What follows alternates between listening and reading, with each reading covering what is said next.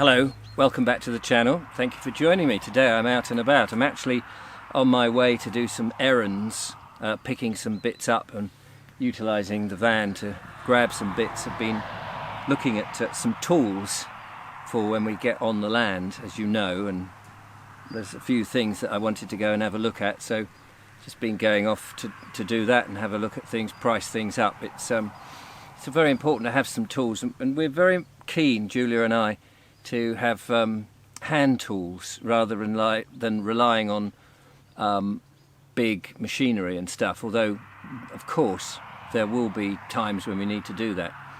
I'm reminded really of some of the ancient peoples who didn't have all that machinery, and it's quite amazing what they managed to do in that time.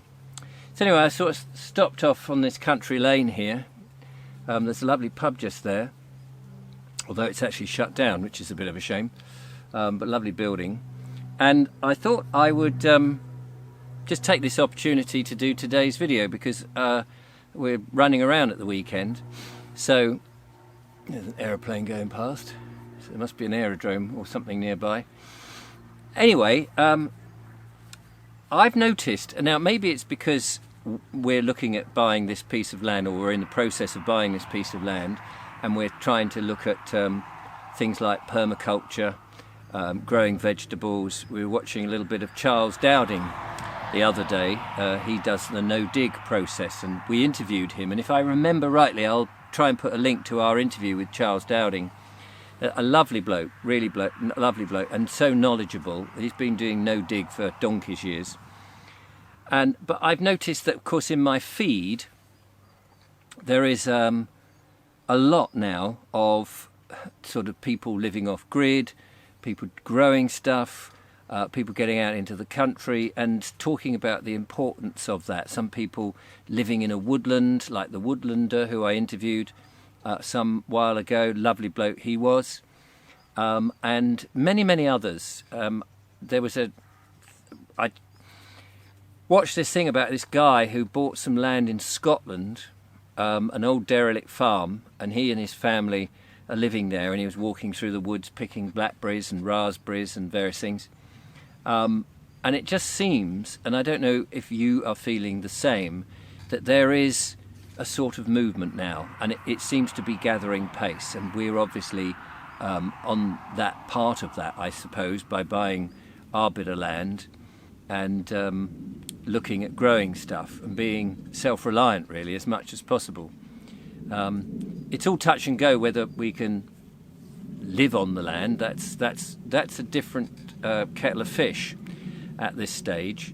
The most important thing for us is to have somewhere to go, and I think that is another thing that perhaps people feel, that they have to get off and go off grid, and that they've got to do the whole hog. But maybe having just somewhere to go, a little plot, whether it's half an acre or more, it's somewhere to escape to, isn't it? To get away from the hurly-burly. Now, some people, of course, like the hurly-burly. They love being in the throng of it. I've been in the throng of it where I've lived for a long time, and I've seen the town that I live in just expand ever more. Urban sprawl everywhere, uglification of Britain happen, and the buildings are not built in the same way. They have mean windows, they look utilitarian, they're not embellished with beauty, and we know that beauty is very good for the soul. We are soulful creatures, and we know that the 15-minute cities, the uglification and the stress with the cities with 5G, EMFs, and the restrictions that's being put on, and always having to seek permission. And as you know, my attitude is, well, who are you asking permission from, and why? Why have you got to ask permission from an authority, and where do they get their authority from? Now, to me, as you'll know, we've been following Clive Edwards at capillarywave.com, which is definitely worth going. I think more and more people are looking at that as a as an understanding of where authority comes from. Because, as I have written about in the Biggleswick, the town that wouldn't comply, it comes to the point where the townsfolk start to ask this very basic question: where is the authority coming from? Because the more we're squeezed, this is a question that I think becomes greater and more important for people. We are conditioned through schooling to put our hands up when we need to just do a natural biological function, and we have to get permission to do that. Now, I understand that, you know, in a classroom of kids, that you couldn't all go bundling off to the loo. That would be difficult. But it's that whole roll call of getting the legal fiction, the name associated with the person, asking for permission, not being able to ask proper questions, being trained in a way to be a good employee, and everyone's got to be, you know, going down that corporate road to be a drone. And there are people who want to do that, and I have no problem with people who want to do that. You know, corporations will always be here, but it's not for me, and it's not for a lot of people.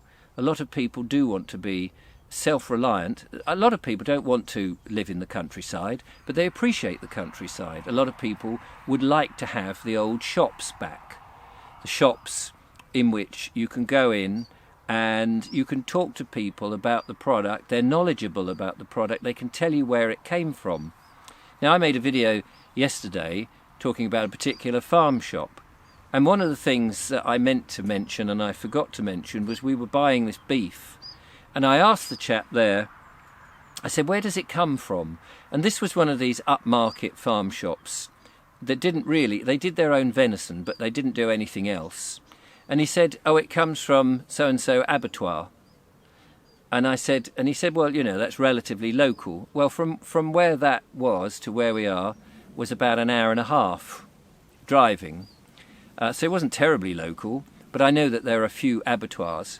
And that abattoir would probably have something like a 70-mile radius, or more, maybe a 100-mile radius, where farms would be taking their animals to slaughter and it would be processed. So although he was trying to tell to me it's local, he couldn't tell me, because he just said, well, it comes from this abattoir. Well, you know, it's a good abattoir. Well, it may be a good abattoir, but it doesn't tell me about the cattle that the beef was coming from, whether it was vaccinated, whether it was organic, whether it was grass-fed, whether it was fed synthetic foods, whether it had bovere in it, or anything like that. It didn't tell us anything. And he was very dismissive.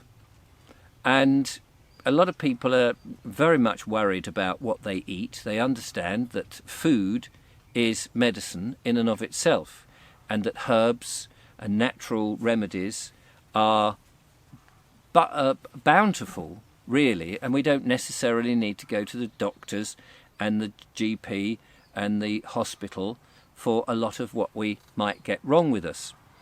Now, I'm not saying that all doctors are wrong. Of course, doctors have a role to play.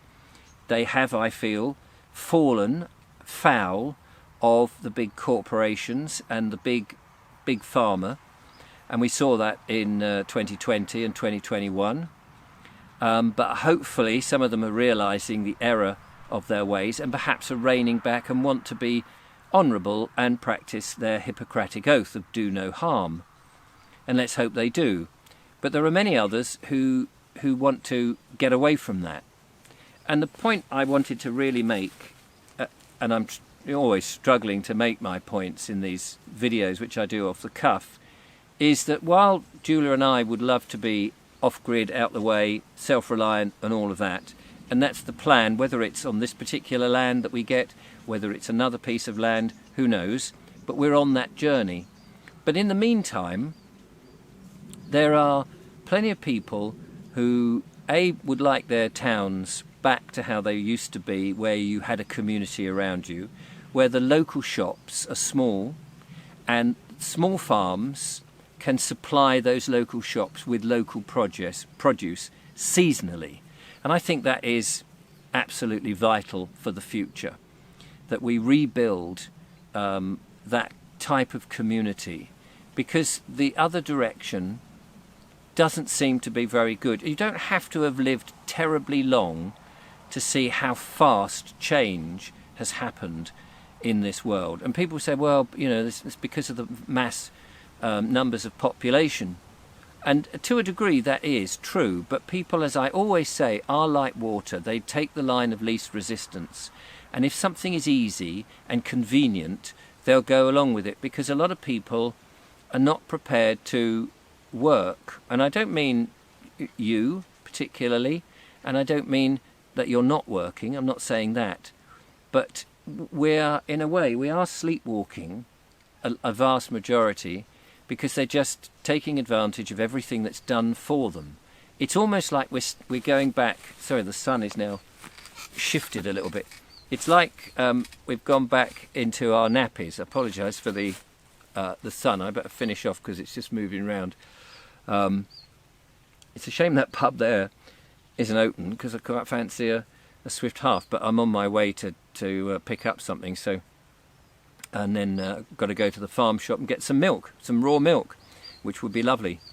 But yeah, so although I'm seeing all these people living off grid and all of that, and trying to be, I just wanted to sort of address the point, there is a halfway house, because not everybody can do that. But things like the Woodlander and his project of buying land that's shared, that people can go there, gather together for a little time out, is so important. Because not everybody can take that life where they are completely free and out of the system, but they can help the majority of people by supporting small farmers, small scale communities and farmings, and get together in the peace and quiet and the non-stress of the countryside. And so I know that there's a lot of my viewers who feel helpless because they say, well, I can't afford to buy land. But it may be that more of these projects will come about where people do club together. Like my little farm in near Hassocks, they're doing a similar thing where people can invest a little bit of money and they get the chance to go into the countryside. And I think the more people that do that, the more people that don't just take the corporate pound, really, take the corporate way of life, the more people that do that, we have a chance to break and return to those meaningful, authentic way of living. May not be for everybody, I absolutely get it. But for those that want to do it, there are degrees that we can do that. Anyway, that's my little message. I'm going to get on now, and I will catch up with you next time. Thanks for watching.